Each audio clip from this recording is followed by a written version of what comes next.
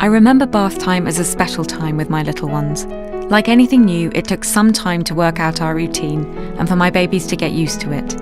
So don't worry if it is a bit awkward for you at first, or if your baby doesn't seem to care for it. You aren't doing anything wrong. You are just learning together.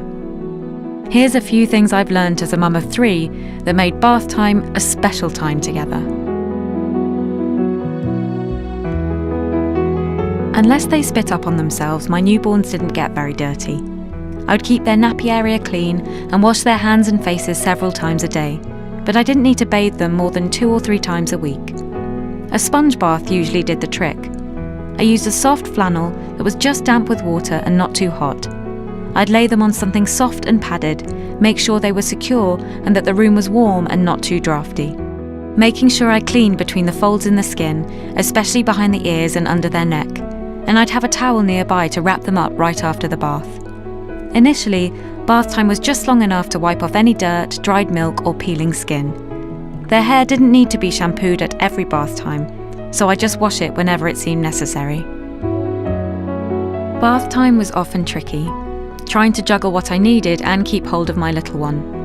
I learned to make sure everything was handy, within arm's reach, so I could keep one hand on my baby and still easily get to what I needed. I used a baby bathtub, but a sink or plastic tub works well too.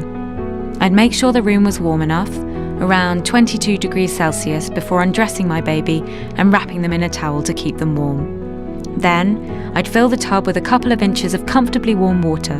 It should be around 32 to 33 degrees Celsius. To clean them, I'd use a soft flannel or sponge, rinsing off each part in turn and then gently cleaning off any visible flakes of skin. I was extra careful to get in between all the folds of skin, being sure to check behind the ears, between fingers and toes, under the arms, and in the folds of the neck and thighs, where dirt and milk collected. To keep their head above water, I'd make sure I had one arm under them at all times. They can slip into the water in a heartbeat, so I never left them alone in the bath even for a moment.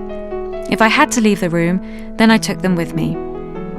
After the bath, I would gently but thoroughly pat them dry, making sure to check between their folds of skin. Hearing a theme here? And of course, making sure they were completely dry.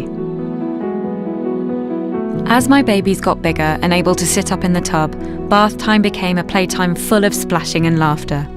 We had a couple of toys, but empty bottles were their favourite. They would fill them and empty them over and over again. If we had bubbles in the bath, we loved making crazy bubble hairstyles, the bigger the better, and then laughing together. Bath time really was so much fun. Once they were dry, I'd put on a fresh nappy and get them ready for bed. After 3 children, you realise just how delicate a baby's skin is. Keeping it dry helps protect it, so it was always important for me to pick the right nappy. A good night of sleep means your baby wakes up in a good mood. That's a good start to the day. So we tried to make sure they slept in dryness. I found an amazing nappy that pulled all the wetness away from her skin and kept it there. It really seemed to help her get the sleep she needed. Those are some of the best bath time tips I've learned over the years. I'm sure you are developing your own as you love and care for your little one.